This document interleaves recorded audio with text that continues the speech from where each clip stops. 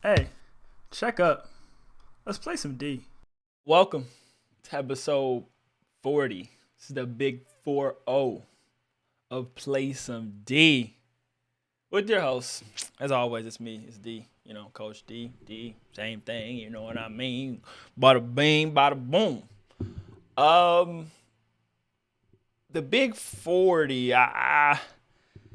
the round numbers or the holes, maybe at 100, I'll try to do something. Hopefully, I'll be able to do something a little cooler. I don't know what 50. Technically, 50. If I had did it all correctly, 50 would have been coming up here with 50 would be here with the Super Bowls. I think I did the first episode. Uh, Ironically enough, today's episode is fully football dominated.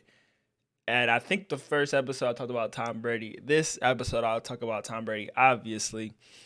But if I would have did 50 right, 50 would be coming up. And I don't think I'll do anything crazy for 50, but hopefully 100. But yeah, big 4-0, getting, my tangents I go on.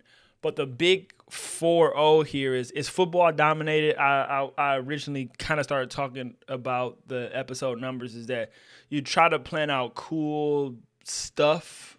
I would like to on those numbers. You have the better topics, even though I don't feel like my topics are bad at all. I think I picked some or find some or come across or weekly topics that are decent, maybe not incredible, but are decent. But for 40, is football dominated. It's Tom Brady. Obviously, I'm gonna talk about Brian Flores, as I've been wanting to talk about the whole racial issue in sports for a little while and just haven't got around to it. I'll dig more across it and touch on it some more, but it's a good time with the Brian Flores situation. And Super Bowl tickets. The Super Bowl ticket situation is is just ridiculous. It's absurd what the prices are for Super Bowl tickets. It just should not be this way. And then obviously for fourth quarter, I like to lighten it up a little bit. And I think most of the topics are pretty smooth and easy today, as far as they don't really touch any nerves or strike anything. But I will talk about the US and EVs. I just wanted to, I've read a couple articles and came across a um, article about Americans and adopting this whole electric vehicle situation.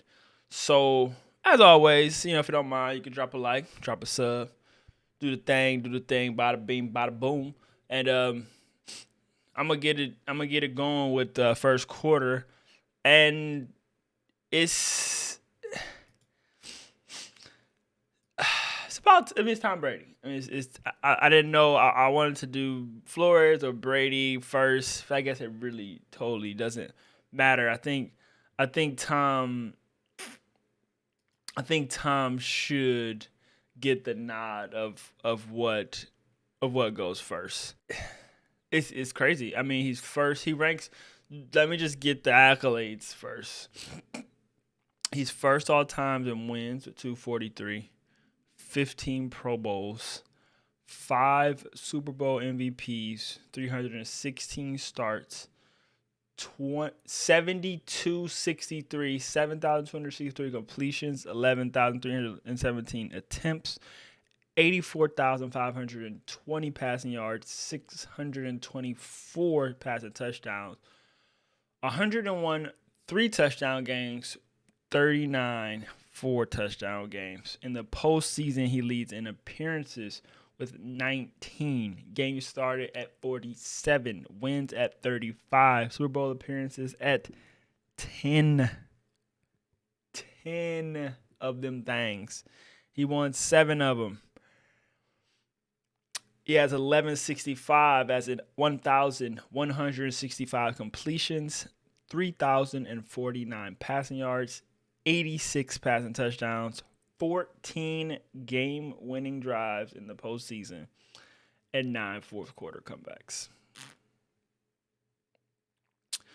So that gets me to first ballot Hall of Famer, greatest of all time football players. Yes, years ago, back before I think at the time he might have had 4 or 5 Super Bowls, and I still felt like Peyton Manning was a better quarterback, winner, things of that nature. Uh, Tom Brady, but just as I feel like with LeBron James, there's still time to cement your legacy, and I think the way Tom cranked it up at the end, I think it it the rules benefit him for sure. But I mean, the passing game obviously is easier to pass now and things like that nature. He was able to maybe pass stats or whatever, but he got more. He came back and won and beat the Falcons. I mean, that was after I always thought Peyton Manning was the best QB, but now it's evident he is the best football player ever. Easily. I think now the conversation essentially turns to athlete, which is what I was speaking of in the beginning. Is that I think my original episode 1 was greatest athlete of all time, and it's that Tom Brady. It's only been 1 year technically since that ended, but I would still say no. Best player, I think obviously there's different, as I talked about in that episode, is that athlete is just different. Quarterback is one position. It's it's hard to say that, but player at their position, or best player, I guess you could say best. I don't know what the word is. Sports player, or I know the athlete kind of wraps it up, but I think of athlete as like just a little bit more. There's not much athletic about a quarterback in most instances. Lamar Jackson, Michael Vick, the athletic quarterback is they don't go together. I guess you could say. But to wrap it up, is he up? He's obviously up there, and he had a great season this year. Thought he should be the MVP just with the injuries had, or mostly the injury, carrying the team when the defense was hurt, and he missed a lot of some of his guys on offense, and Godwin went down, Antonio Brown went out to come back. I mean, that doesn't count. The Rams game doesn't count to his MVP awards, but he had monster stats, and the Bucs were clearly good and contending because of him. I just think the numbers is those numbers that I read off, they get scary, man. 22 NFL seasons, 3-time All-Pro, 3-time MVP, and this year could make 4. Could make 4. Yeah, I mean, there's been dominant athletes in sports, but you can definitely put him up there with, like, I think I mentioned Serena in my original one. Obviously, Michael Jordan. You kind of gotta. I mean, he's got 7 championships. I don't like to throw the whole championship in because the championships are more team oriented. When you start looking at the individual numbers as that player, that's what I kind of like to look at once you put it in context. Like, okay, did they win? Did they lead their team? Did they make their team better? Serena's case, she's a individual athlete. Tiger Woods, the great golf players. I think golf's a tough sport, so I think you put those golf guys up there. I forgot that the best. What was that guy? Tiger, and I can't think of the one guy's name they always mention Tiger with. But yeah, they were individual sports, and then there's the Gretzky's that were just incredible Baseball, I don't know. There's a lot of cheating going on in there, as I talked about in my last in episode 39. I talked about that, but yeah, I think it after this season, just seeing what he did and the last few years, you just think like you could definitely put that argument up for size, and it holds a lot of water. I think it's fair to put Tom Brady up there with the numbers. But yeah, first ballot Hall of Famer. He'll be talked about for forever, and and mainly is that he was drafted 199th or something like that, or whenever he was drafted, 6th round pick. I think especially in today's sports, where the underdog, a lot of people root for an underdog, and what would give an opportunity as an underdog now.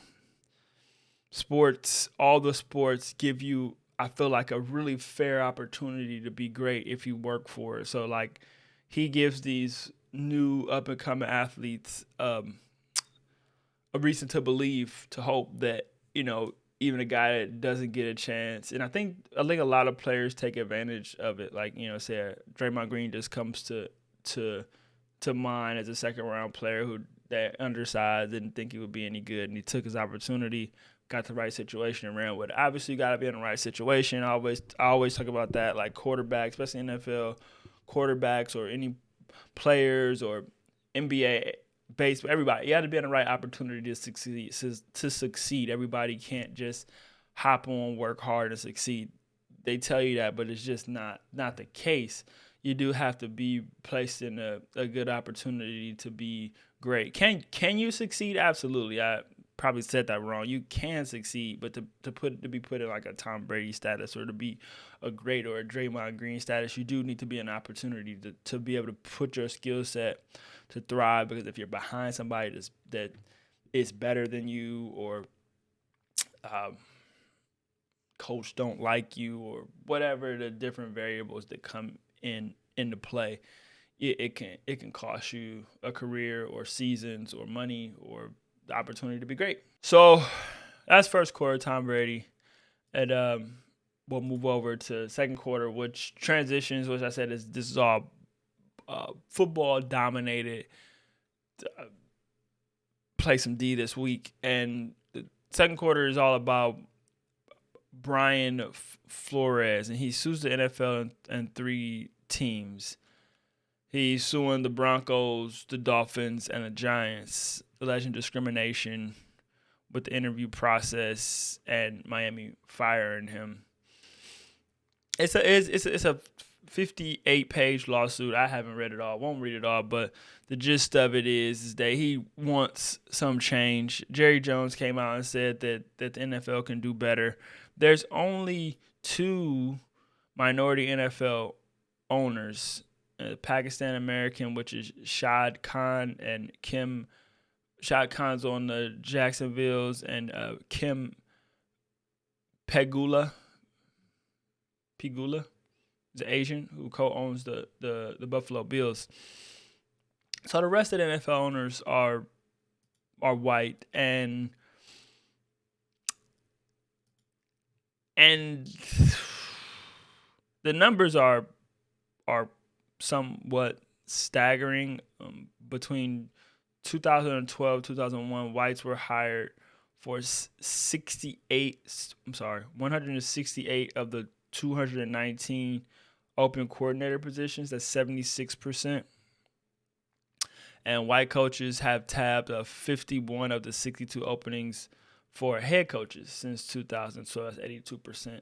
So it's always a little mind-boggling to me, because black players make up 70% of team rosters. And it was 3 black head coaches this past season. I think that's correct. So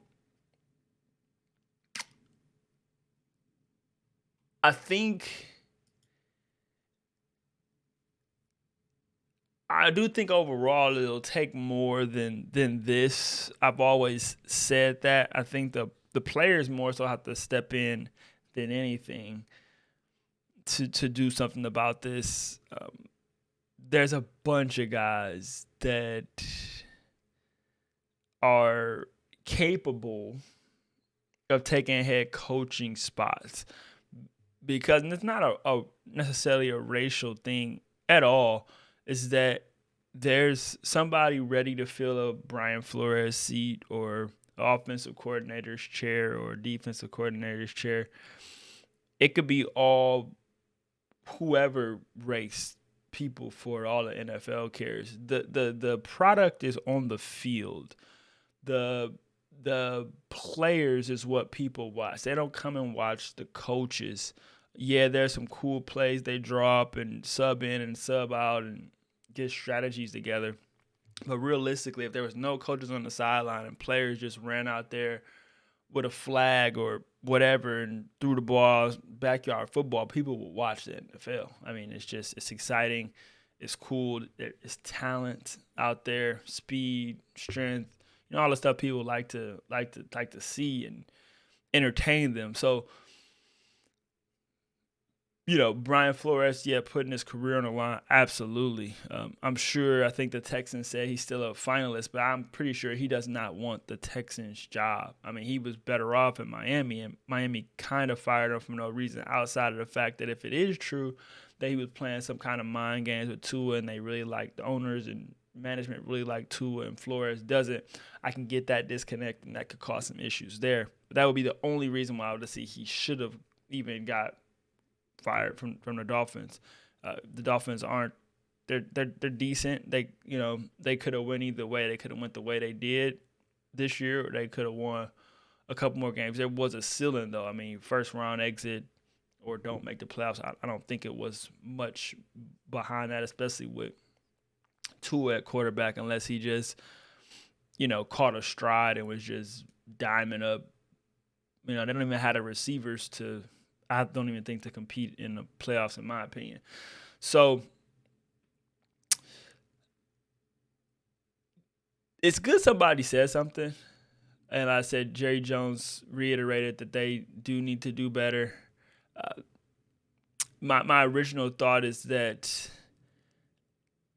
it's just that's a new word out is tribal, and is that if you reverse it, if it's all once again not even wanting to make it racial, but if your team, if it was all Asians owning the NFL or all blacks or all in this instance whites or Latinos, like they're going to put their people more than likely, if qualified, if in the slightest bit qualified, they're going to put them in the position to get an opportunity.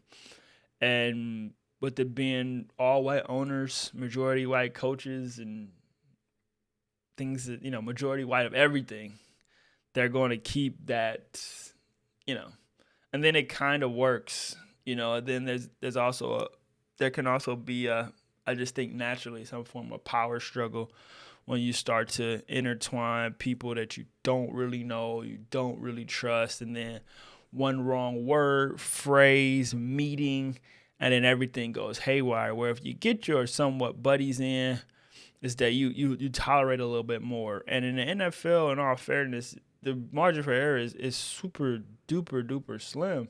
You just kind of look at the Chiefs losing, look at the 49ers losing.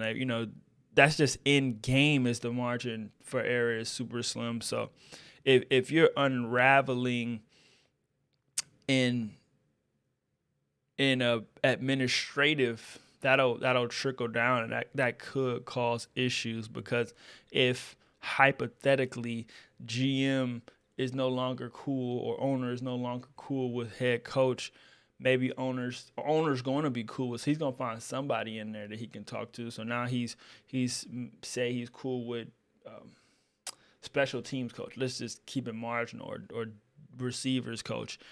Then they're like, well, I'm buddy with the owner, or not buddy with the owner, but you go pick a side. Somebody's gonna pick a side, and that creates some issues, and they could grow. They could be small and not really matter, but they could grow and fester. And I said that margin for error is super small. So I think nothing really happens. I mean, maybe Flores gets a I don't know what he gets from this. I guess he would maybe get some money, or I don't know what he totally wants out of it. But we all know like that there's a Rooney Rule where you're required to interview a minority candidate, which I think is dumb, because it does lead for stuff like this. Because some coaches know that they're just being interviewed just to check a box, and that's silly. I think if something needs to be done, the players have to stand up for it, and the owners need to just do a better job of making NFL reflect more of what their product is. I just, the owners have their stake in it. They own teams that they own teams that nobody else will ever own unless they give them away. So they could diversify this thing up. So that was second quarter, the Flores situation, and just a little bit of the racist nature of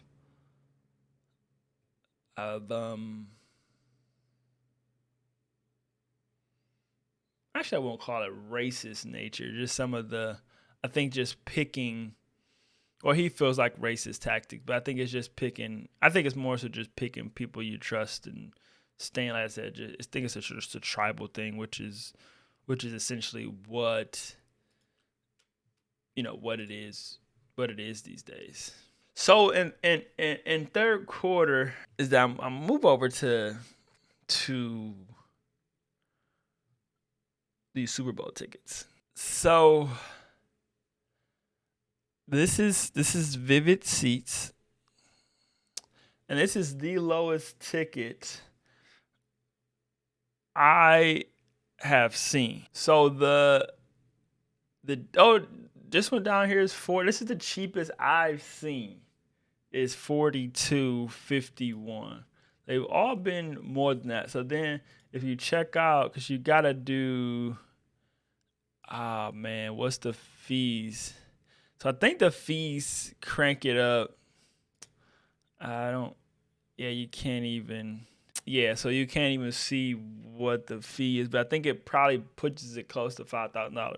But let's see, 23,000 for VIP. We got some 7,500s on the end zones.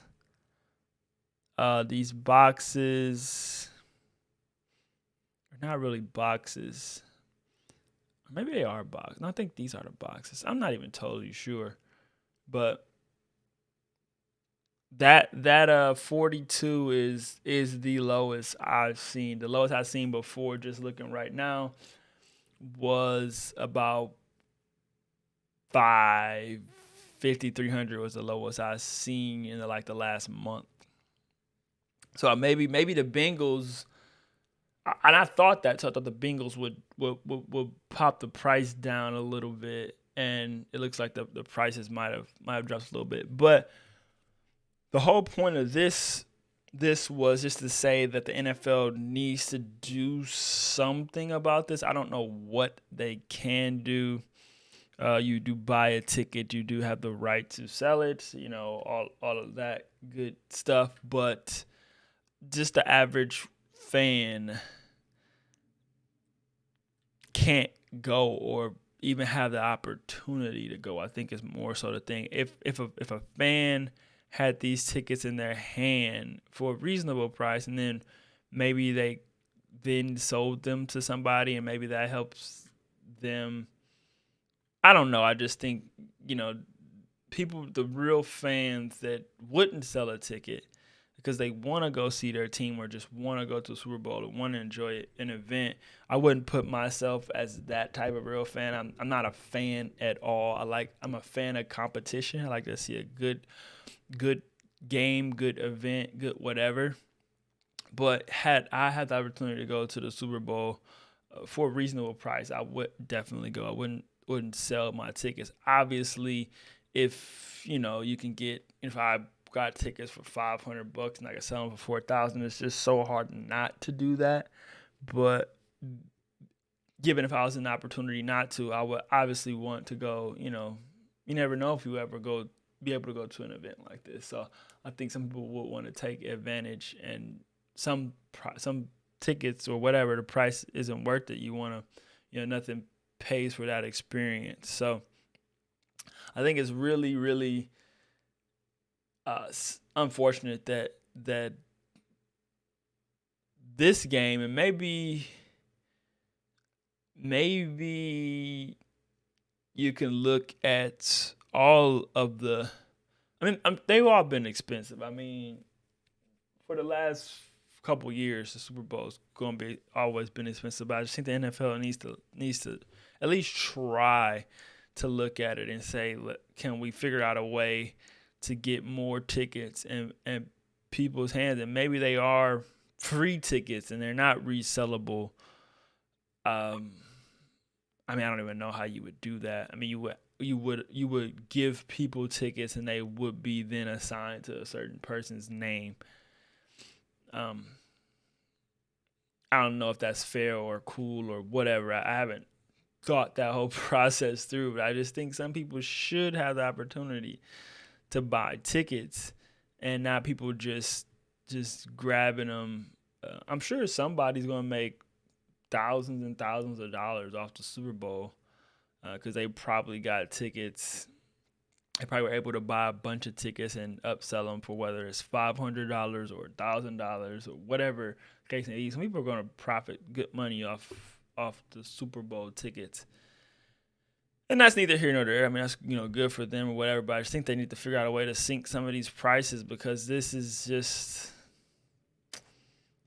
crazy. It's just crazy, and that was what a lot of people are talking about all over the place. There's articles about it, and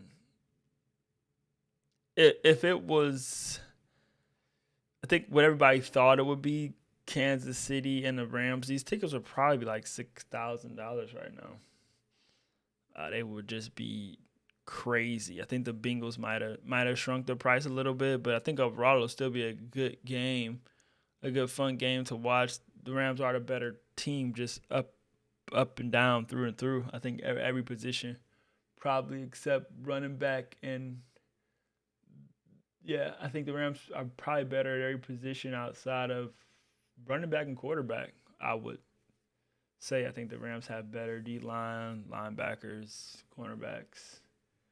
Bengals got some good DBs though. Should be a solid game. I hope people that want to see the game are able to see the game. Fourth quarter folds up, and this is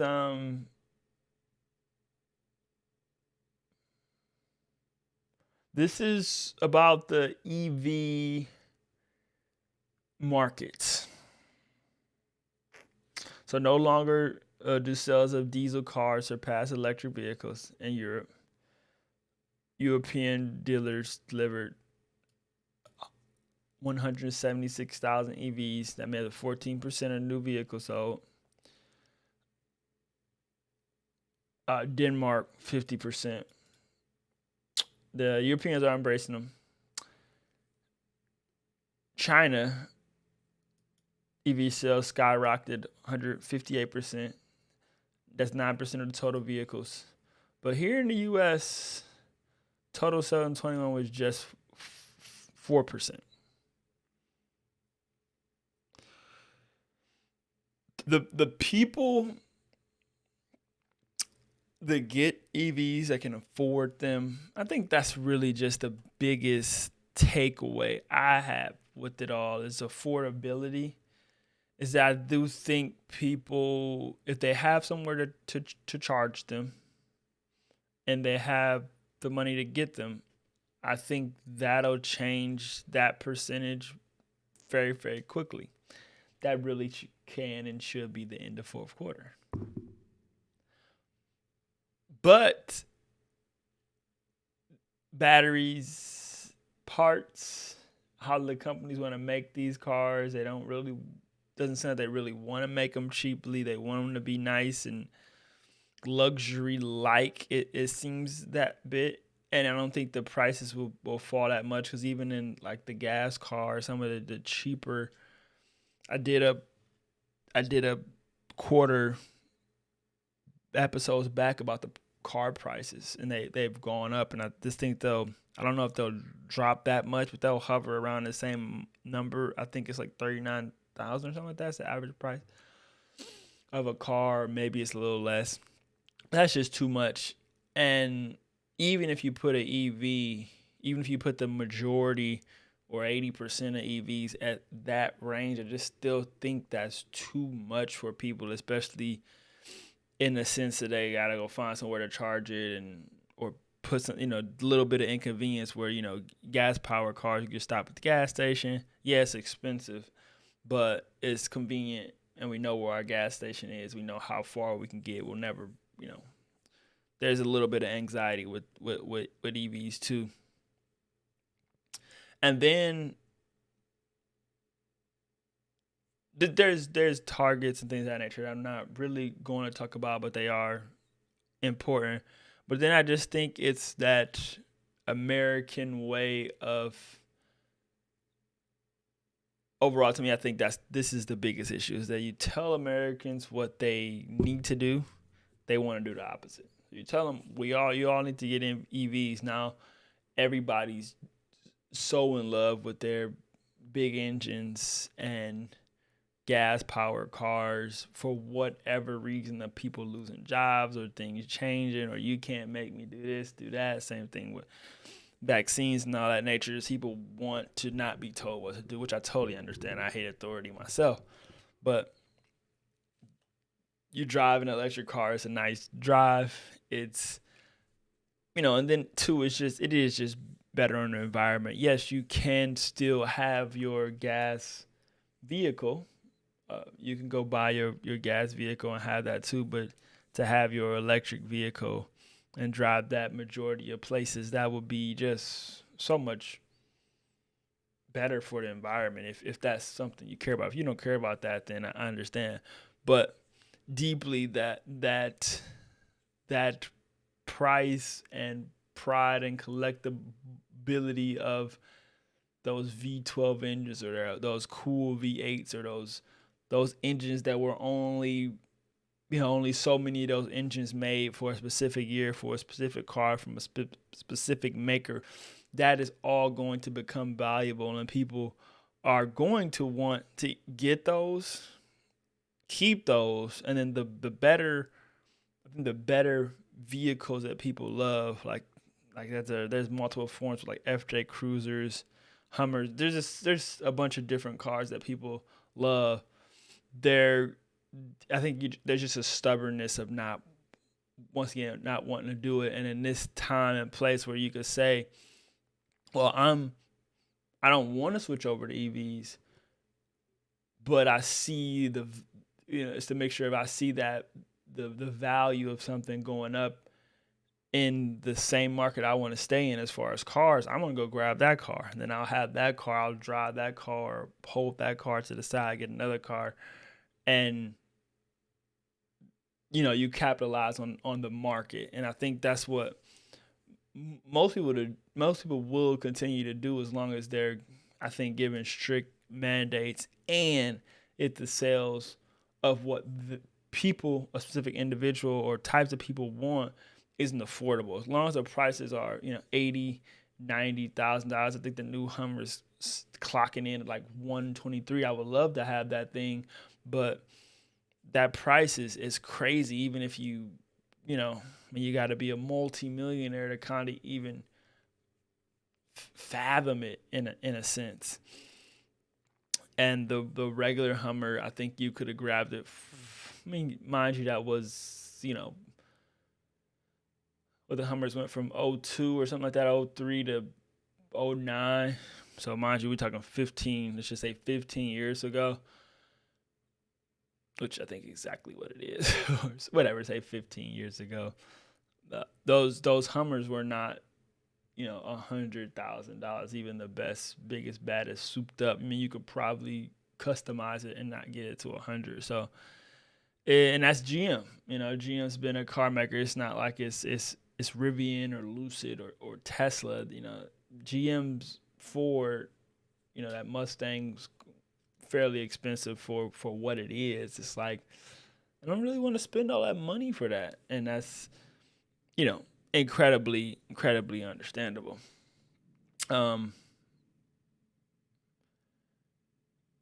Biden wants the EVs to comprise half of all new vehicle sales by 2030. Uh, Auto industry execs consider it realistic. I don't really. We're in 2022. It's realistic if the price is cut. I did say that. Yes, it'll be realistic. Progress toward EV adoption and best vehicles you'll ever drive. Fair. And then this is the as we see a clean technica article. And I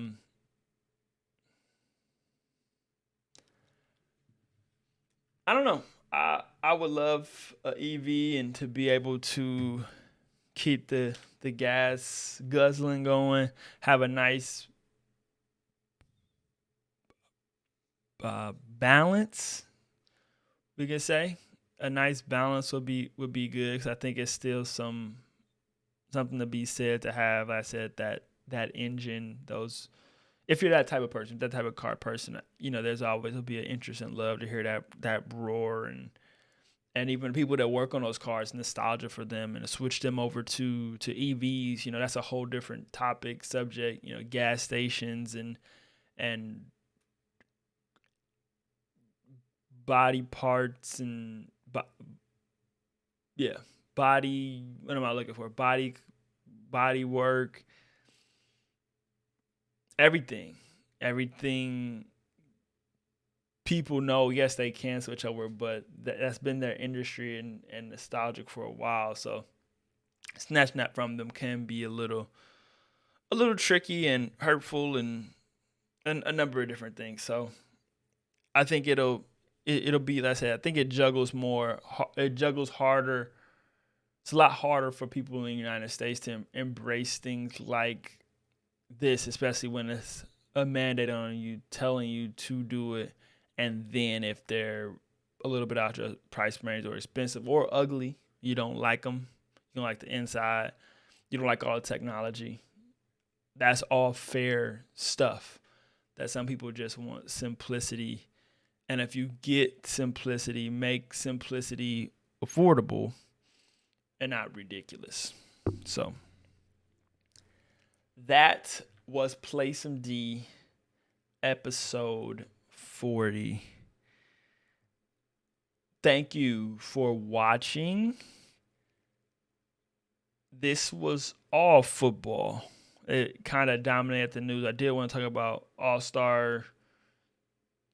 NBA All-Star, but maybe after the All-Star game happens, that's later this month, I'll probably wrap up all the All-Star talk that I wanted to do in one quarter after the game. I think that's probably the best way to do it because I for sure don't want to talk about NBA All-Star twice. It's not that serious for sure, even though it is in my hometown, CLE, C-Town finest. So, yeah, all football dominated. Brian Flores, commend that guy for putting his career on the line because he may get either never get a job or he's going to be stuck in Texans prison. Tom Brady, salute to that man. I think he made me a believer. I'll say that. And Super Bowl tickets. Should be a good game. Tickets, whoever pays that price will not. I don't think any game is worth $4,000. It was really $5,000 after you pay the fees and get there and do the dang thing. It's gonna be closer to $5,000. That's per person, and I just don't think any type of game is worth that price. No matter how much money you have or have to waste or whatever, it's just not. NFL should definitely try to do something about that. The US and EVs, it'll be interesting. I think it will round over the number. What round over? I think the number will go up. I think more people will buy them, but I do think they need to figure out a way to get the prices down, get more comfortable and cozy with the customer, and then not act like they're trying to strip the car that we know away from them. I think there's a multi-step process in marketing EVs, but at the end of the day, like I said, it all comes down to price for sure, price and look. That'll matter most to people. But yeah, once again, play some DEE episode 40. Like that vid if you don't mind. You could turn on, hit that subscribe button, drop some comments, let me know what you think, don't think, you know what I'm saying, all that and then some. But yeah, until the next one, you know how we dizu. I holla.